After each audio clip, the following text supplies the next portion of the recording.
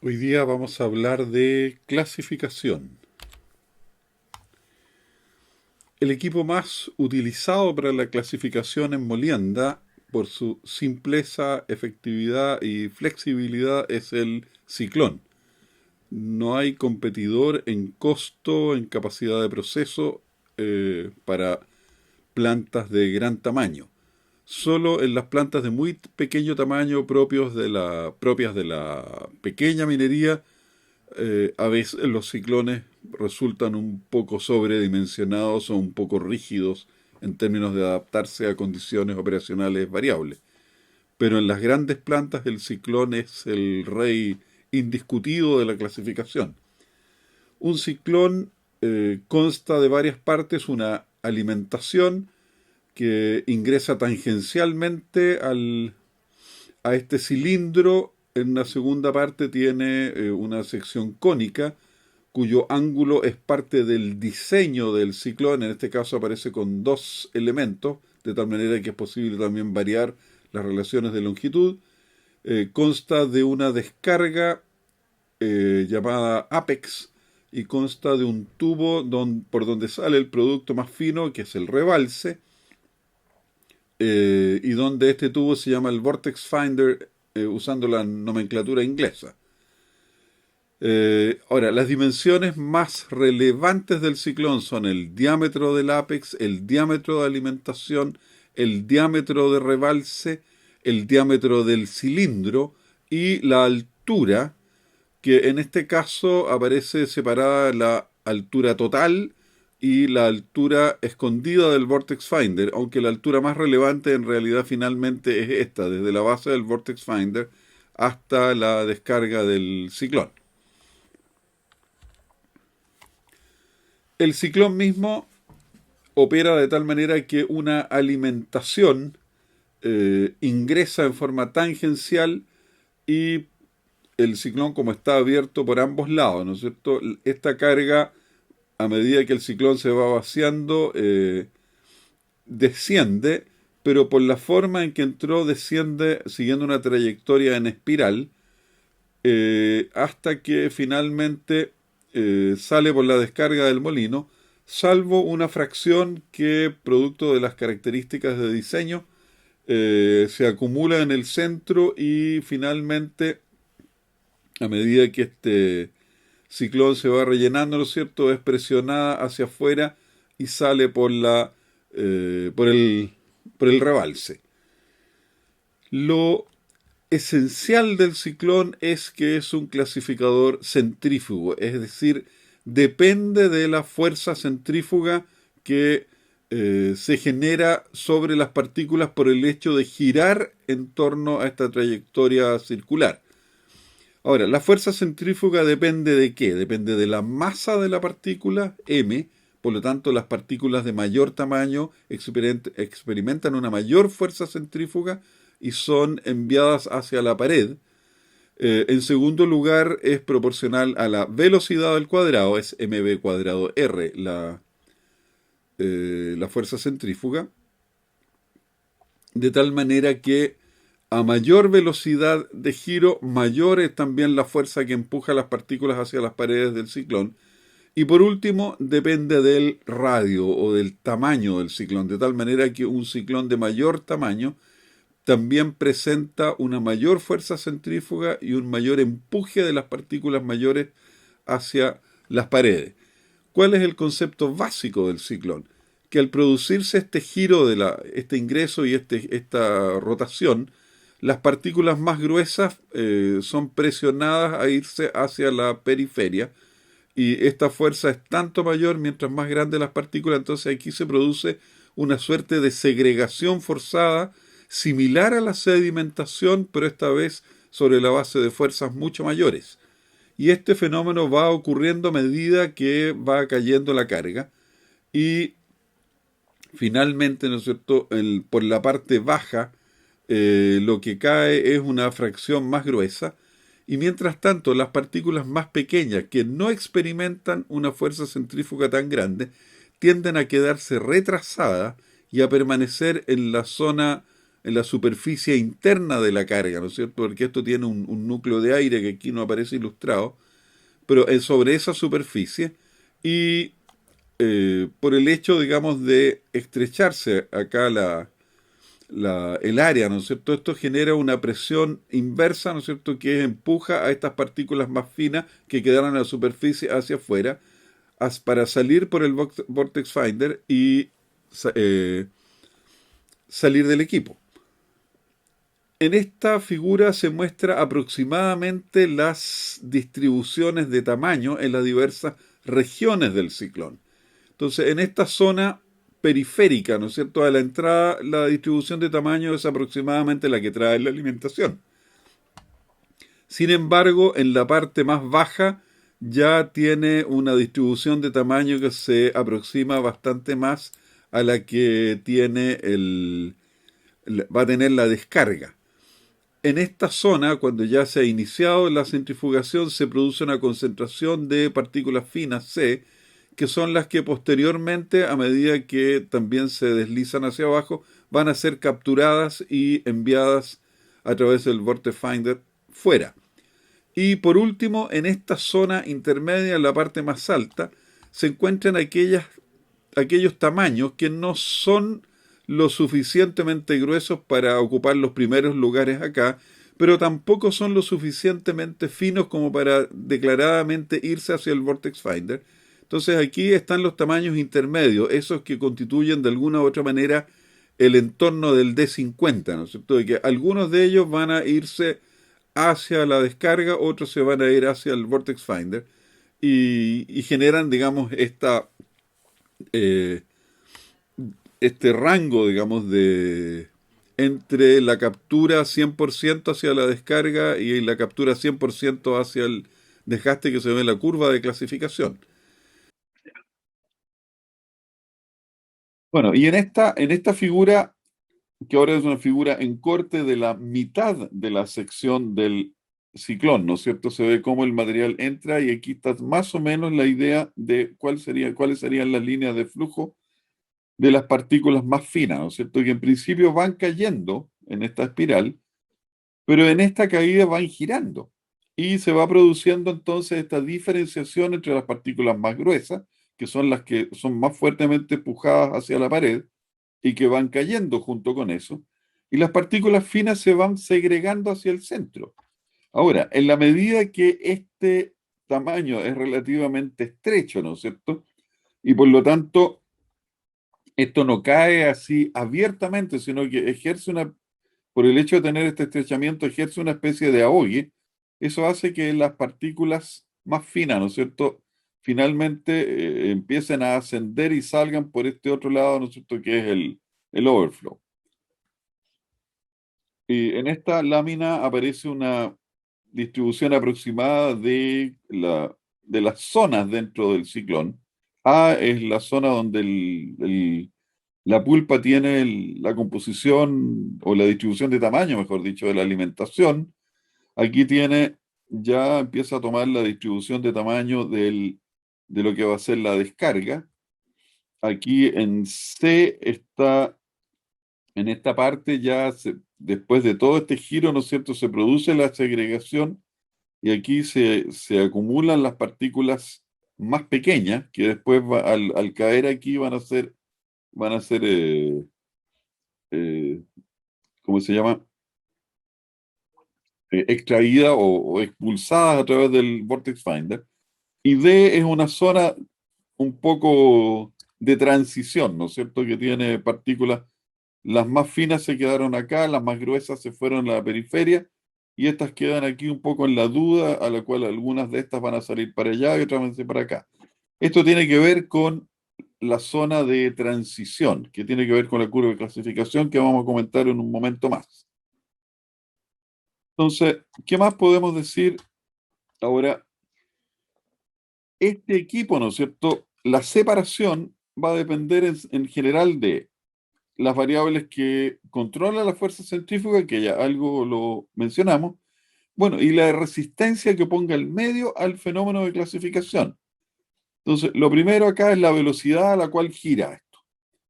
Segundo, el diámetro del cilindro, que mientras más grande ese diámetro, mayor es la fuerza centrífuga. Y tercero también es el caudal. ¿Qué tanto material pasa por ahí? Si ustedes aumentan el caudal, aumentan el espesor que tiene que atravesar una partícula, y eso tiende a dificultar la separación, si es que es demasiado el caudal. Caudales menores es más fácil. Ahora, la velocidad a la cual gire, esto va a depender de la presión que tenga a la entrada. Mientras más presión ustedes pongan, mayor va a ser la velocidad a la cual desde la entrada, ¿no es cierto?, va a generar se va a generar en la espiral. Y eso a su vez está controlado en buena medida por el área de entrada. O sea, si ustedes tienen un determinado caudal y achican el área de entrada, necesariamente lo que se va a aumentar es la velocidad. Si a eso le agregan presión, doble factor. Ahora, la resistencia del medio tiene que ver primero con la densidad de la pulpa, que es igual que en que en la sedimentación. Si ustedes tienen una pulpa muy densa, las partículas se estorban unas a otras y hacen más difícil el proceso de separación. Y entonces, es habitual que para la clasificación, después de la descarga del molino, el molino para moler bien necesita 65 o 70% de porcentaje de sólido. Pero en cambio, en los ciclones ustedes van a encontrar contenidos del orden de 40% de densidad de pulpa. Y eso precisamente hay que agregarle agua, por lo tanto, antes de entrar al ciclón, por eso esto va a una piscina. Y eso facilita el proceso de separación, o sea, una pulpa muy densa entorpece la clasificación.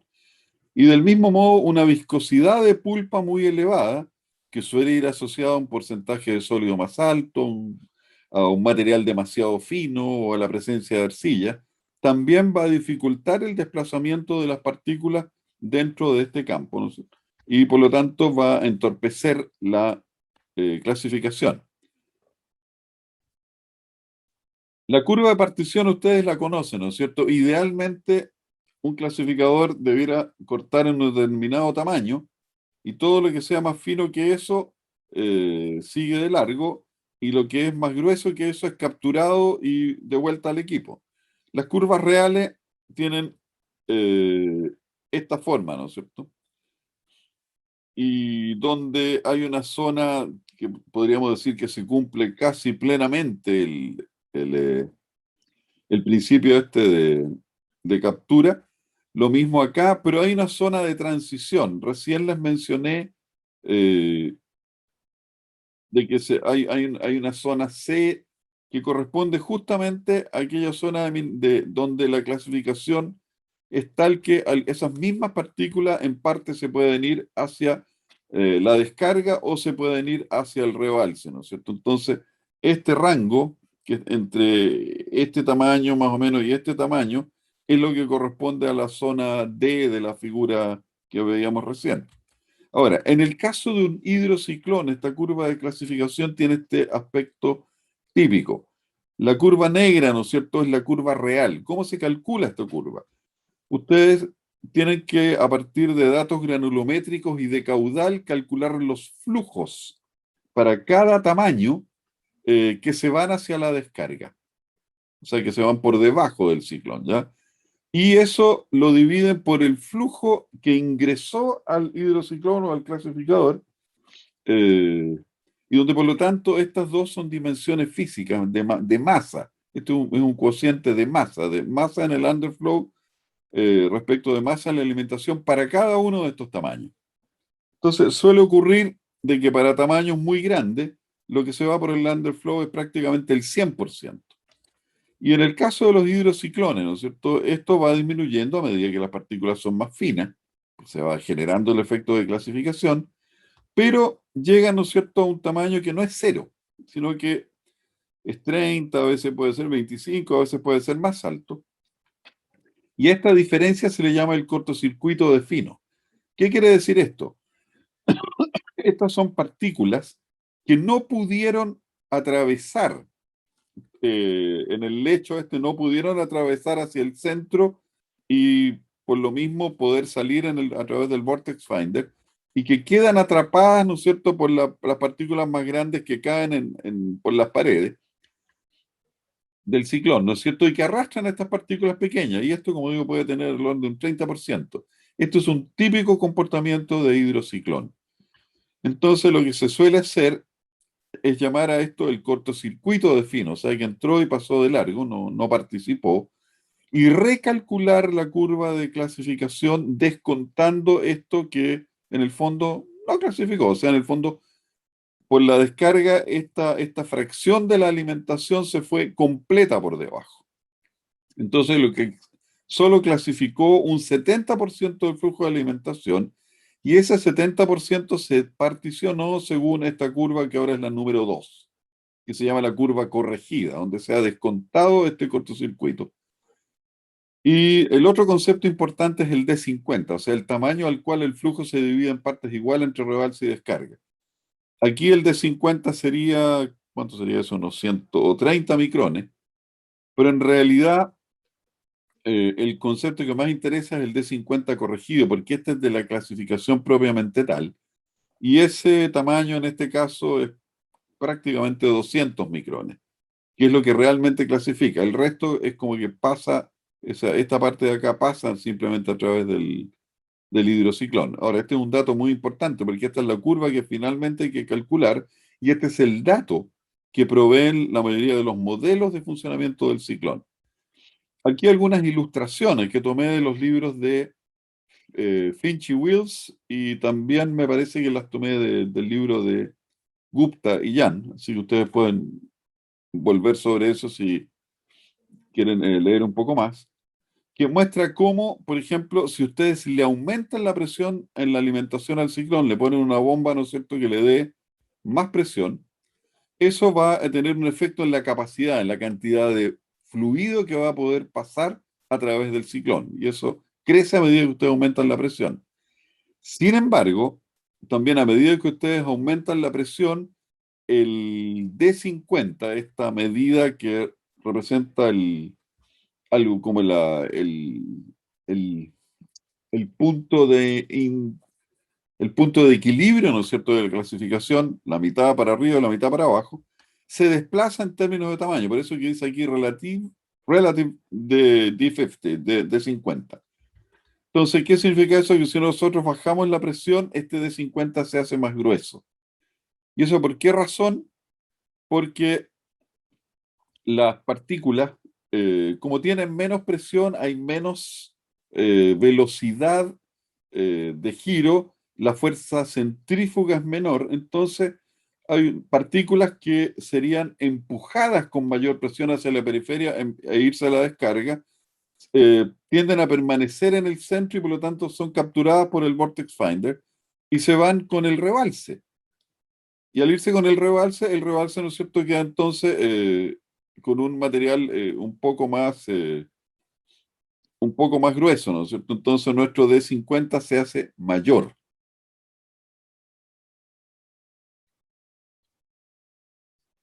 Aquí la idea también, el efecto de la concentración de sólido. El D50, ¿no es cierto? A medida que la pulpa va siendo más concentrada, el D50 también se va desplazando a valores más gruesos. Y eso significa que el material que sale por el Vortex Finder tiene una mayor concentración de partículas más gruesa. La distribución se corre hacia la derecha. Y si eso puede ser inapropiado en la medida en que parte de esas partículas, por ejemplo, no sean aptas para la flotación y que de todas maneras al salir por el vortex finder se vayan a dar a la celda de flotación siendo demasiado grandes. Entonces, en ese sentido, es importante tener claro, controlar, digamos, el D50, por eso vuelvo al punto. Otro fenómeno asociado a los hidrociclones es lo que se llama el roping. Un ciclón, ¿no es cierto?, aquí se muestra para operar, ¿no es cierto? Finalmente hace su espiral, va cayendo acá, ¿no es cierto? Y sale, y el material hace una especie de paraguas así, ¿no es cierto? Producto de la velocidad de rotación que trae, ¿no es cierto? Que hace que en vez de caer simplemente, salga con algún ángulo, ¿ya? Sin embargo, a medida que ustedes, por ejemplo, aumentan el flujo, o en general puede ser que bajan la presión. Y en general producen condiciones donde este movimiento espiral, ¿no es cierto?, no logra tener suficiente intensidad. El material simplemente cae como una columna de sólido y este fenómeno de roping altera el funcionamiento hacia arriba del vortex finder, porque simplemente el material se echa aquí, se apoya y cae. Y aquí el ciclón empieza a funcionar simplemente como un divisor de flujo. Entonces, funciona mal. Entonces, este es un fenómeno que se trata de evitar, para lo cual hay que darle más presión o hay que bajar un poco el caudal, ¿no es cierto? Buscar las condiciones en que se restablezca este núcleo de aire. Y en cambio acá se muestra una situación en que la presión es excesiva y el material, ¿no es cierto?, por lo tanto se dispersa muchísimo más y eso se traduce, por ejemplo, en una clasificación demasiado fina. O sea que el D50 se nos va muy, muy a la izquierda, muy abajo, porque es tanto la presión que se imprimió en esta espiral, ¿no es cierto? Que sale la mayoría de las partículas gruesas y algunas que habitualmente habrían ido a dar al vortex finder, con la mayor presión se van a la pared y caen y se van por la descarga. Entonces esto tiende a reducir el D50, lo cual le resta eficiencia al circuito, porque significa que se devuelven al mismo partículas que ya podrían haber salido. Y alguna idea, ¿no es cierto? Para poder decir, los ciclones pueden tener distintos tamaños, pero para tener alguna idea, mire, metros cúbicos por hora, desde 2 a 2270. Caídas de presión, a ver, ustedes no sé si se manejan mejor en kilopascales, de 14 a 200, o sea, en PSI una atmósfera son 14, aquí estamos hablando prácticamente desde el pressure drop es la presión relativa, ¿no es cierto? Una caída de una atmósfera que es en 15 a 2 atmósferas que serían 30, si es que lo decimos en PSI. Y esto nos da una idea de, con un ciclón dado, cuál es el rango de condiciones operacionales que podemos encontrar. Para un ciclón chico, estos cuatro son las pulgadas. Entonces, un ciclón de 4 pulgadas es una miniatura. Un ciclón de 10 pulgadas, que estamos hablando de 25 milímetros, a ver, sí, tiene que ser pulgada, de 10 pulgadas. Y estos ciclones ya son bastante más grandes. 50 pulgadas son 25 por 5, son 125, son...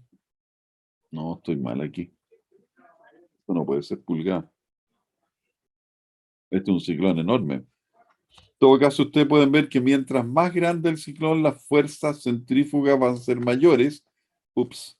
Y eso se traduce también en rango de tamaño, o sea, lo que va a estar entre, esto lo que representa es el mínimo que va a ser capturado y el máximo que va a ser capturado o sea, que va a estar en la zona esta de transición, en la de alza, desde el 100% de captura en el Vortex Finder y nula captura en el Vortex Finder. Entonces, a medida que agrandamos el ciclón, ese tamaño de partículas se va desplazando hacia valores mayores. Entonces, ustedes necesitan eh, clasificar, por ejemplo, en tamaños de 150 o 250 micrones, necesitan ciclones grandes, pero los ciclones grandes necesitan flujos grandes. Entonces, ciclones muy chicos, ¿no es cierto? Por ejemplo, para plantas pequeñas, más bien de pequeña minería, los ciclones muchas veces no son la opción, porque al ser muy chicos, tienden a obstruirse y a funcionar mal. O sea, pero este número me quedé metido, porque 50 pies no puede ser, serían 20 metros, no tiene sentido. Y 50 milímetros muy poco, 50 pulgadas tendría que ser. Ahora, 50 pulgadas son... Ah, no, está bien, este es un ciclón de 1 metro, que es un ciclón enorme. Estos son ciclones más de los tamaños de operación habituales. ¿Qué hora es? Estamos en la hora ya. Bueno, el diámetro de corte es la variable clave. ¿ya? O sea, lo que uno tiene que mirar, porque esa es la que define lo que voy a devolver al molino y lo que va a seguir de largo. Y las condiciones de diámetro de otro, ¿no es cierto?, tienen que ser tales que apunten al diámetro de 50C, o sea, el corregido que ando buscando. Entonces, por ejemplo, si yo uso un ciclón más grande de lo necesario, este de 50 se me hace más grueso. Si uso una concentración de sólidos elevada, también esto tiende a hacerse más grueso. Si yo pongo un caudal mayor, el, el diámetro de corte se hace más fino. Si uso un apex pequeño, o sea, si cierro la descarga, voy a lograr también un aumento del diámetro de corte. O sea, en otras palabras, voy a lanzar partículas más gruesas por el Vortex Finder. Y eso también va a ser ayudado por un Vortex Finder grande. O sea, si yo abro la boca superior del ciclón. Ahora, estos son parámetros que se definen cuando uno instala el ciclón, ¿ya? Por supuesto, después el desgaste va modificando estas magnitudes, pero desde el punto de vista del diseño del ciclón, estas son magnitudes que el diámetro del ciclón, el apex, el vortex, más que condiciones de operación, son condiciones de diseño. Concentración de sólido, una condición de operación, el caudal es operacional.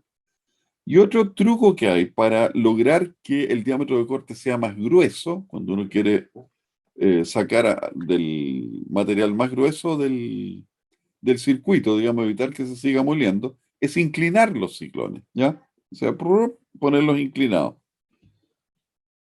La explicación de eso no es muy clara, porque probablemente uno lo que hace es alinear la fuerza de gravedad con la de giro, pero la de gravedad es comparativamente menor con respecto a la fuerza centrífuga. Entonces el efecto no debería ser más grande y a pesar de todo, este es un efecto importante. Bueno, si yo quiero hacer pasar más material por el ciclón, aumento la presión, eh, uso un ciclón más grande porque me permite hacer pasar un mayor caudal y funcionando como ciclón, porque si yo a un ciclón cualquiera le aumento y le aumento el caudal, llega un momento en que todo ese núcleo de aire y toda la, el espiral ese de clasificación colapsa en una sola masa y simplemente se convierte en un divisor de flujo, ¿ya? Entonces, el tamaño del ciclón no es indiferente, no es irrelevante, es relevante. Y por otro lado, el flujo disminuye a la medida que ustedes usan un sólido más concentrado, que pone más resistencia al flujo, y lo mismo con la viscosidad, que es algo que habíamos mencionado hace un rato. Bueno, el ciclón no es la única opción de clasificación, ¿ya? Si bien es la más utilizada, tiene la ventaja que son comparativamente baratos, son fáciles de mantener, son simples, ¿ya? Pero sobre todo en situaciones donde hay flujos pequeños, o sea, en plantas chicas, aparecen otras formas de clasificación. El más simple y no muy eficiente que digamos es un cono invertido, ¿no es cierto? En que ustedes alimentan la pulpa por acá y eh, descargan una cantidad, o sea, aquí tiene una válvula de tal manera que descargan aquí un flujo equivalente al que alimentan y aquí simplemente se produce una sedimentación diferencial y este flujo se encarga de, eh, como se enfrenta a una,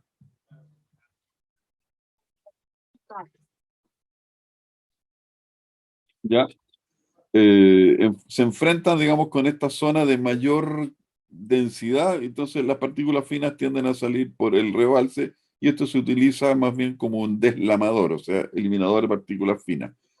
Pero no, es muy barato también, pero no es especialmente eficiente.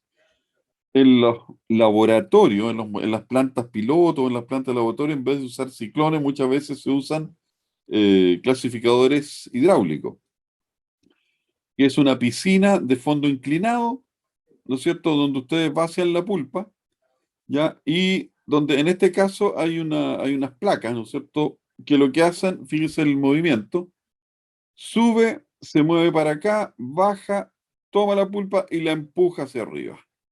Sube, empuja. Y así toma de acá abajo, ¿no es cierto? Y va subiendo. Esto lo tiene que hacer a una velocidad tal que cuando esto se devuelva no alcance, digamos, a devolverse completamente, si no, no hay flujo neto. Así que el sedimento grueso sale por este lado y el sedimento fino o los finos salen por el otro lado y esto genera una separación. Otra manera de hacerlo, en vez de hacerlo de esta manera con rastra, es hacerlo con espirales, ¿ya? Y es lo mismo, el material grueso, ¿no es cierto?, va siendo llevado por esta espiral hacia arriba y finalmente sale por acá. Y el material que es más fino, que no lo pesca la espiral, ese sale por, eh, por rebalse por el otro lado. El otro equipo que es interesante es el hidroclasificador. Yo no los conocía hasta que me encontré con uno de ellos este año y el año pasado. Esto es un sistema que se basa absolutamente en la ley de Stokes. Ustedes cargan material por acá introducen agua a presión. De tal manera que aquí hay una cierta velocidad de desplazamiento del líquido. Entonces aquí las partículas que eh, sedimentan, ¿no es cierto? Va a depender del tamaño de la partícula y por lo tanto de la velocidad de sedimentación que le corresponde según la ley de Stokes a su tamaño. Si esa velocidad es mayor que la de ascenso del fluido, entonces esa partícula cae y se junta aquí en el fondo. Y aquí, por supuesto, hay una válvula y por ahí sale en un flujo controlado para que esto no se vacíe. Pero las partículas que son más finas, esas, ¿no es cierto? Entonces no alcanzan a adquirir suficiente velocidad y son arrastradas por el flujo y rebalsan y salen por acá. Esto se usa bastante en la industria del carbón, se utiliza en la producción de sílice para, como materia prima para vidrio, para producir vidrio, ¿no es cierto? Que tiene que ser sílice molida. Y ustedes pueden jugar con el tamaño de corte simplemente jugando con eh, el flujo de agua, la cantidad de agua, la velocidad en el fondo a la cual el agua asciende acá, que va asociado al caudal de agua y a la presión con que entra. En realidad, perdón, el caudal de agua es lo importante, la presión es una manera de poner más caudal, ¿no? Entonces, este es un equipo que tiene una curva de clasificación, a diferencia de los ciclones, muy abrupta, de tal manera que hace una separación bastante más cercana a la ideal. Esto me parece que ya lo vieron, que son las relaciones de balance, ¿no? O sea, si uno balance P igual a Q más T, ¿no es cierto? O sea, lo que se alimenta va a ser lo que sale por el rebalse o lo que sale por la descarga. Para cada fracción de tamaño P sub I vale este balance por fracción de tamaño. Y podemos definir la razón de circulación, que es el cociente entre lo que es de la descarga respecto de el rebalse, ¿ya? Y uno más C es lo que se llama la carga circulante, porque eso agrega el extra, digamos, que es el flujo neto del circuito. Y esto, bueno, este es un indicador bastante importante de cómo funciona un circuito.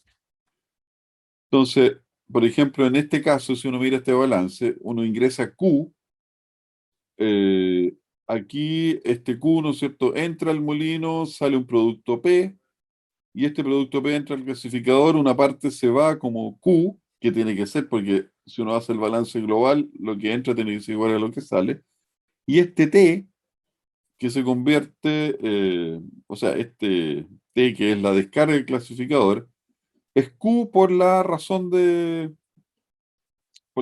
circulación, ¿no es cierto? T es igual a C por Q. Y C por Q, ¿no es cierto? Más Q da Q por C más 1. Por eso que la carga circulante es lo que efectivamente ingresa al molino. Cuando ustedes diseñan un molino, no lo diseñan para Q, lo diseñan para Q por C más 1. ¿Ya? Eso es algo que tienen que tener en cuenta. O sea, cuánto molino, cuánta potencia le va a poner al molino, no es para que procese Q, sino que para que contenga Q por C más 1. Y la carga circulante se puede estimar a partir de datos granulométricos. Si ustedes tienen datos eh, de producto, ¿no es cierto? Rebalse y descarga, ¿no es cierto? Ordenados de esta manera, pueden obtener el valor de la carga circulante. Ahora, ¿cuál es el problema? Que los datos granulométricos no son generalmente consistentes, de tal manera que cada fracción de tamaño les va a decir que hay una carga circulante distinta, y el balance no les va a cuadrar. Entonces, ¿qué es lo que se hace? Como para cada fracción de tamaño debe ser válido el balance, porque el clasificador no transforma nada, solamente separa. El valor de C se estima por varios métodos, pero el más simple es simplemente sacar el promedio, o sea, el cociente de la sumatoria de los valores absolutos de las diferencias, que en el fondo es sacar un valor promedio, ¿ya?